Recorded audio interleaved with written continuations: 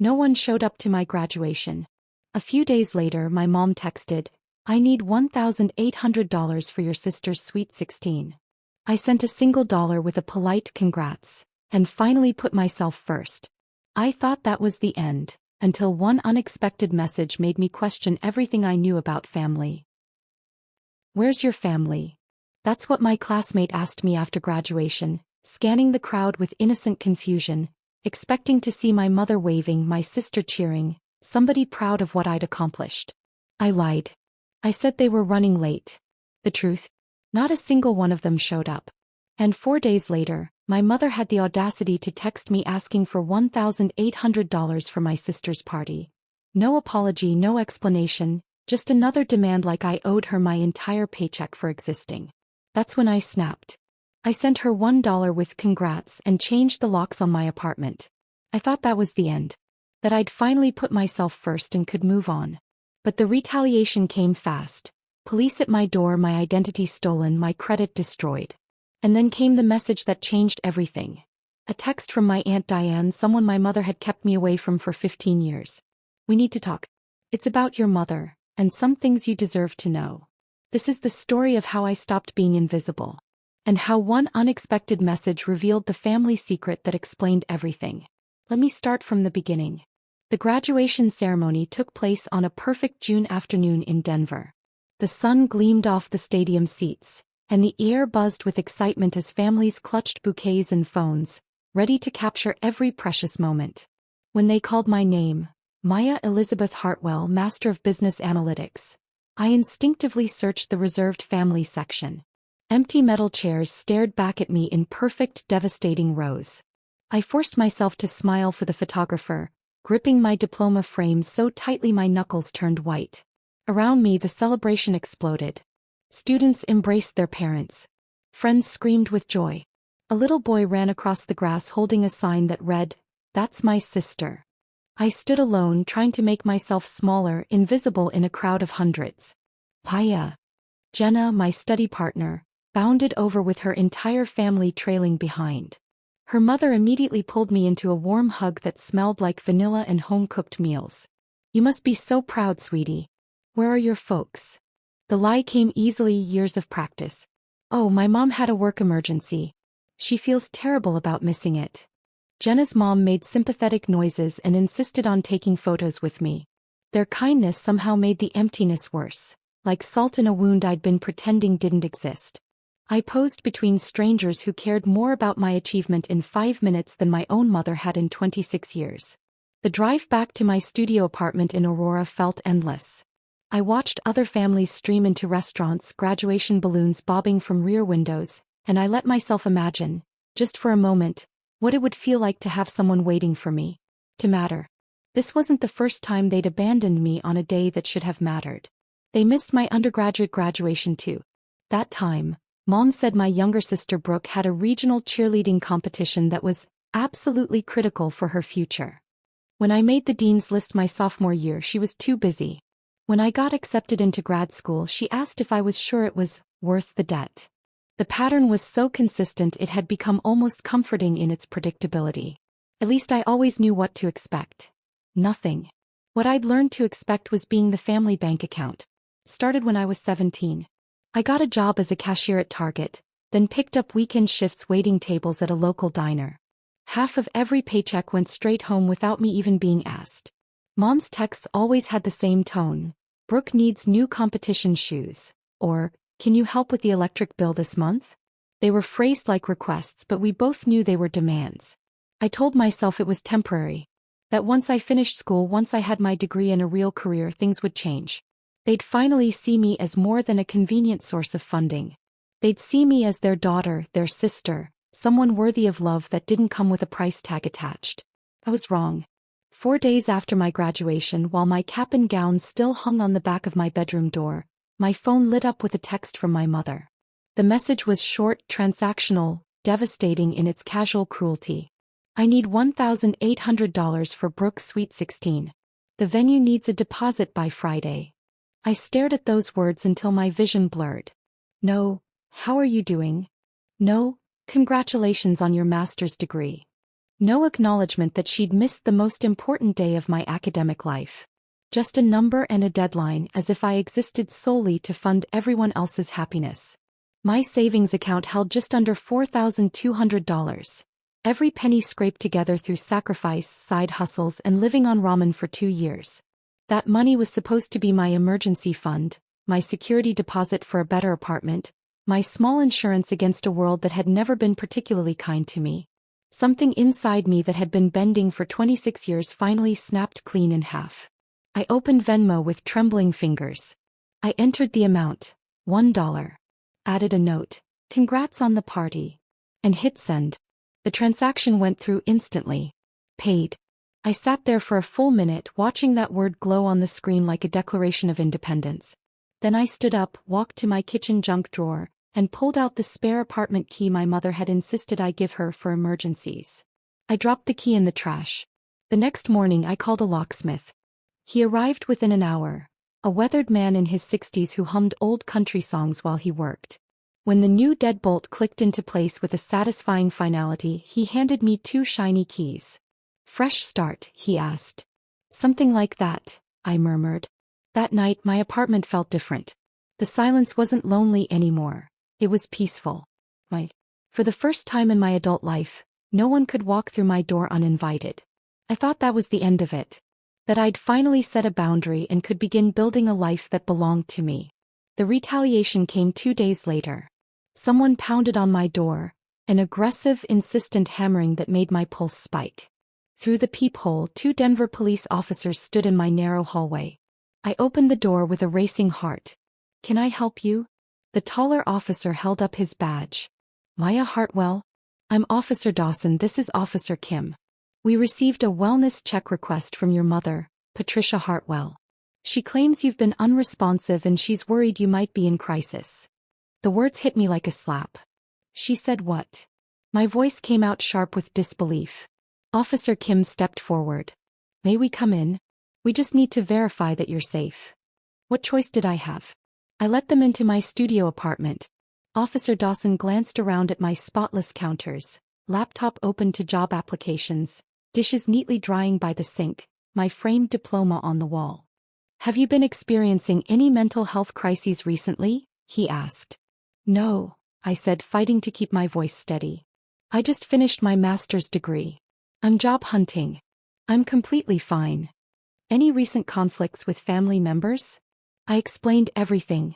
The missed graduation, the years of financial demands, the $1,800 text message, my decision to send $1 instead, changing my locks. Officer Dawson's expression shifted as I spoke. "So you set a boundary," he said slowly. "And your mother didn't respond well." "She responded by weaponizing the police against me," I said bitterly. Officer Kim sighed and handed me a card. "We see this more often than you'd think. People use wellness checks as punishment when they lose control. We'll file this as unfounded. If she tries again, reference this case number." After they left, I sat on my couch, not with fear but with fury. My own mother had tried to make me look unstable because I'd said no for the first time in my life. If she was willing to go that far, what else had she already done? The answer came the next morning. I woke up with an anxious knot in my stomach and pulled up my credit report, something I'd been meaning to check for months. What I saw made the room spin. 2 new credit inquiries stared back at me. Chase Bank and American Express. Neither of which I'd applied for. I clicked through to the detailed view. 2 credit card accounts had been opened in my name.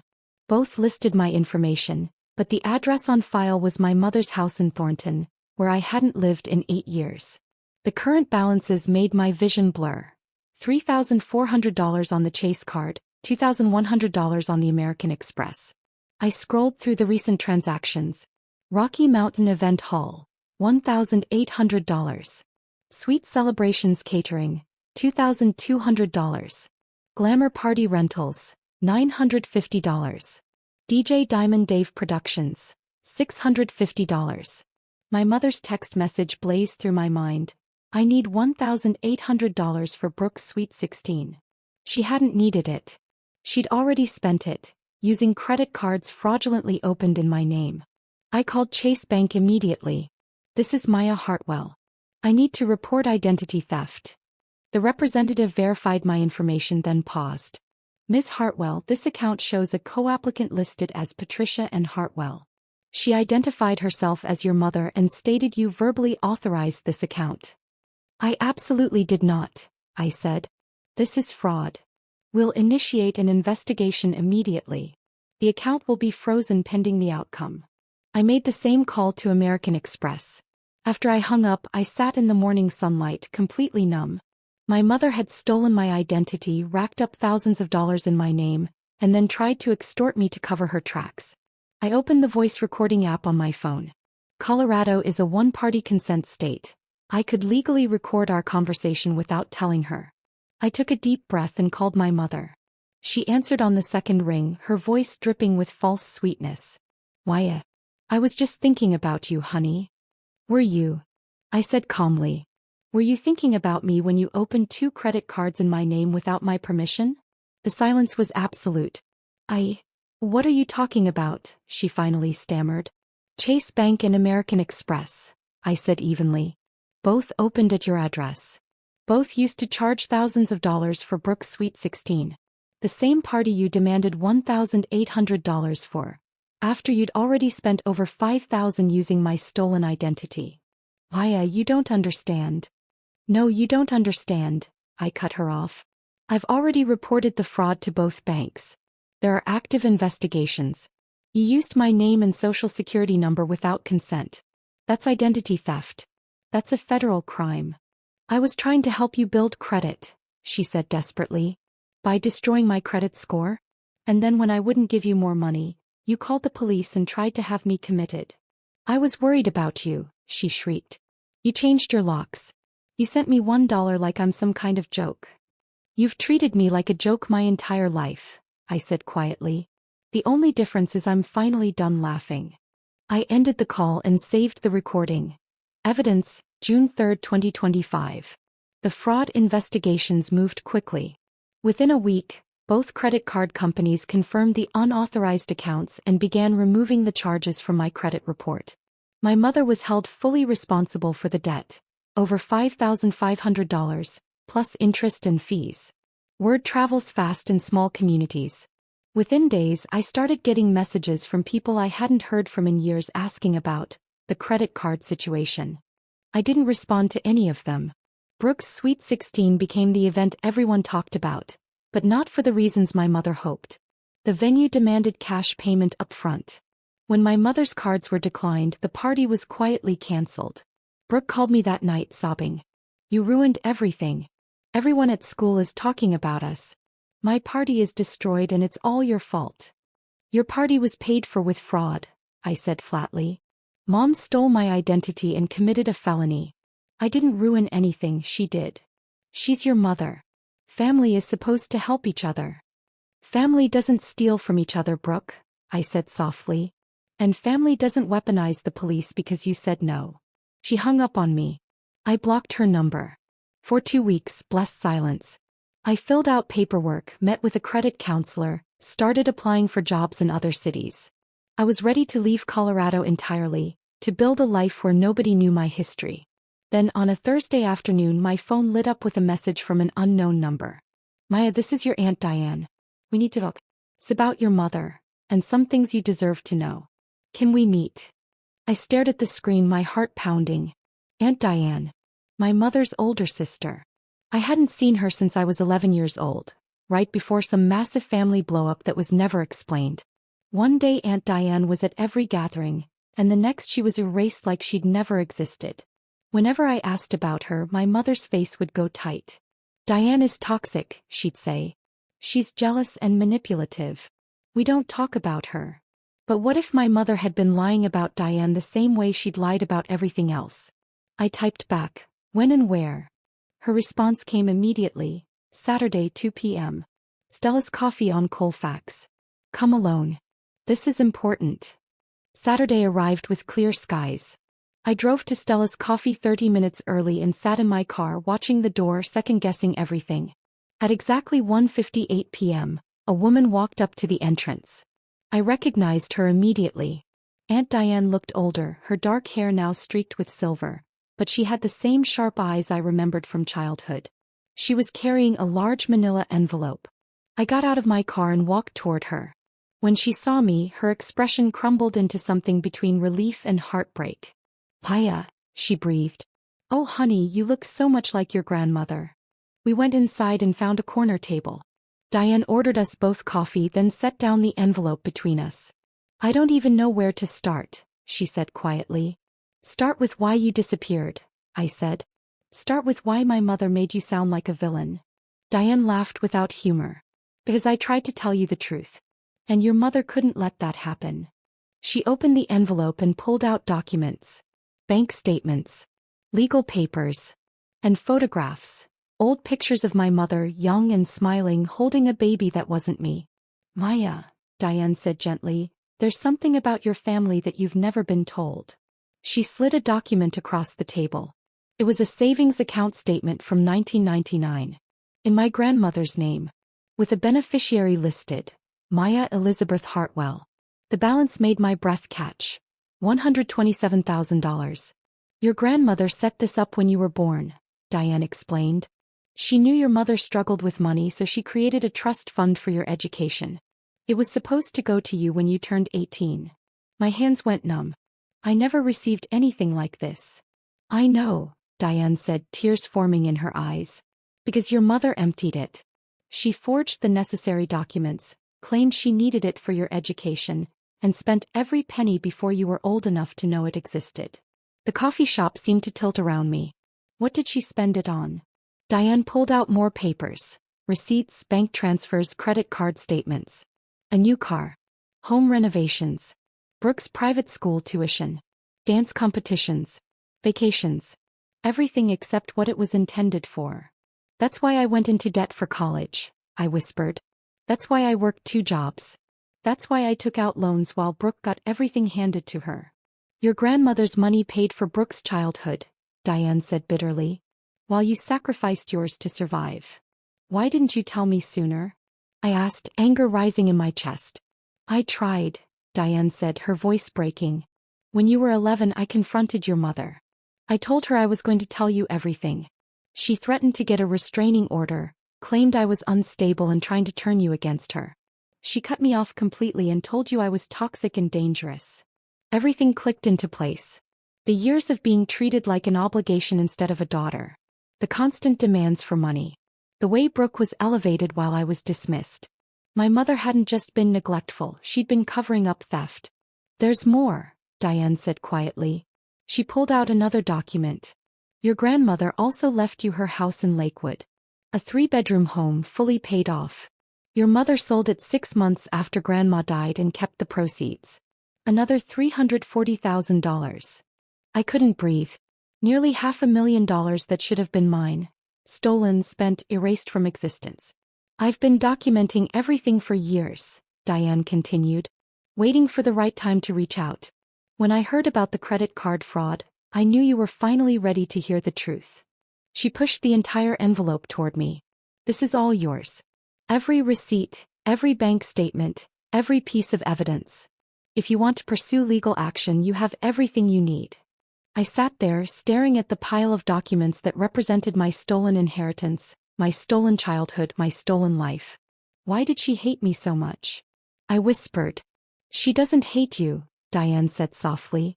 "She resents you. Your grandmother loved you more than she loved your mother. Left you more than she left her own daughter. Your mother has spent your entire life punishing you for being loved by someone she could never please." The truth settled over me like a heavy blanket, suffocating and clarifying all at once. My mother hadn't just been neglectful or selfish. She'd been systematically destroying any chance I had at financial stability because in her twisted mind, I didn't deserve what her own mother had tried to give me. "What do I do now?" I asked. Diane reached across the table and squeezed my hand. "You decide. You can pursue criminal charges for the fraud and the trust fund theft. You can walk away and never speak to her again. You can try to negotiate restitution. But whatever you choose, you do it knowing the whole truth." I left Stella's coffee that afternoon with the manila envelope clutched to my chest and a clarity I'd never experienced before. For 26 years, I'd believed I was the problem. That I wasn't good enough, didn't sacrifice enough, didn't love hard enough to earn my family's affection. But the truth was devastatingly simple. My mother had stolen my future and then convinced me I should be grateful for the scraps she left behind. 3 days later, I sat in a lawyer's office in downtown Denver. "Based on what you've shown me," the attorney said, reviewing Diane's documents, "you have a strong case for both criminal fraud and civil restitution. The trust fund theft falls within the statute of limitations if we can prove ongoing concealment." "What would that look like?" I asked. "Criminal charges for identity theft and fraud. She'd likely face probation and mandatory restitution. Civil suit for the trust fund and property sale, you'd be entitled to the full amount plus interest, which would be somewhere around $650,000 in today's dollars." The number made my head spin. "How long would it take?" "A year, maybe 2. And it won't be easy. Family cases rarely are." I looked down at my hands, the same hands that had worked double shifts to send money home, that had gripped my diploma while standing alone, that had trembled while changing my locks. "Do it," I said. "File everything." The lawsuit was filed on a Monday morning in July. By Tuesday afternoon, my mother's lawyer had called requesting a meeting. I refused. By Friday, local news outlets had picked up the story. Woman sues mother for $500,000 in stolen inheritance. My phone exploded with messages. From former classmates, distant relatives, people I'd never met. Some supportive, many cruel, all curious. I ignored them all except one. It was from Brooke. "I didn't know. I swear I didn't know about Grandma's money. Mom told me it all went to taxes. I'm so sorry, Maya. I'm so sorry for everything." I stared at that message for a long time before responding. "I believe you. But I can't have a relationship with you right now. Maybe someday. Take care of yourself." The legal battle dragged on for 18 months. Depositions. Court hearings. Mediation attempts. My mother fought every step, claiming the trust fund was a family resource, and she'd used it for the greater good. But the evidence was overwhelming. In March 2027, the judge ruled in my favor. Total restitution: $687,000 including interest and penalties. My mother was also convicted of identity theft and placed on probation. She never apologized. The money hit my account on a rainy Tuesday afternoon. I sat in my new apartment in Boulder, a bright 2-bedroom with mountain views, and watched the numbers appear on my banking app. I didn't feel victorious. I didn't feel vindicated. I felt tired. And free. I used part of the money to pay off my student loans. Invested a portion. Donated $50,000 to a scholarship fund for first-generation college students who'd aged out of foster care. Kids who, like me, had to build their futures without family support. And I bought myself something I'd never had. Time. Time to figure out who I was without the weight of their expectations. Time to heal. Time to build a life that belonged only to me. On a warm September evening, almost 3 years after my graduation, I stood on my balcony watching the sunset paint the mountains gold. My phone rang. "Aunt Diane. How are you doing, sweetheart?" she asked. "I'm good," I said and realized I meant it. "I'm actually really good." "Your grandmother would be so proud of you," Diane said softly. I smiled, tears forming in my eyes. "I wish I'd known her better." "She knew you," Diane said. "That's why she left you everything. She saw who you'd become." After we hung up, I stayed on the balcony until the stars came out. I thought about that girl standing alone at graduation, smiling for a photo while her heart broke. I thought about the moment I sent that single dollar and changed my locks. About the fear and fury and eventual freedom. Family is supposed to be the people who show up. See, who celebrate your victories and catch you when you fall. For 26 years, I kept trying to earn that from people who were never capable of giving it. But I'd built my own family now. Aunt Diane, who'd waited 15 years to tell me the truth. Jenna and her parents, who'd made space for me at their table. The lawyer who'd believed my story. The scholarship students I'd never meet but whose lives I'd helped change. And most importantly, myself. I'd shown up for me. I'd seen me. I'd chosen me. And that, I realized, was worth more than any inheritance. The day after my graduation, I thought nobody had shown up. I was wrong. I did. And I've been showing up for myself ever since. If you've ever had to choose yourself when your family wouldn't choose you, you're not alone. Drop a heart below so I know you're out there. Your story matters. You matter. And one day you'll stand on your own balcony watching your own sunset and realize that being your own hero was the victory all along. If this story of standing up for yourself hit you right in the heart, smash that like button right now. My favorite part was when Maya sent that single dollar with, "Congrats," and changed her locks for the first time. What was your favorite moment? Drop it in the comments below. And if you've ever had to choose yourself when your family wouldn't choose you, you're not alone. Let me know where you're watching from. Don't miss more powerful stories of boundaries and justice. Subscribe and hit that notification bell so you never miss an upload. Never miss an upload. Never miss an upload.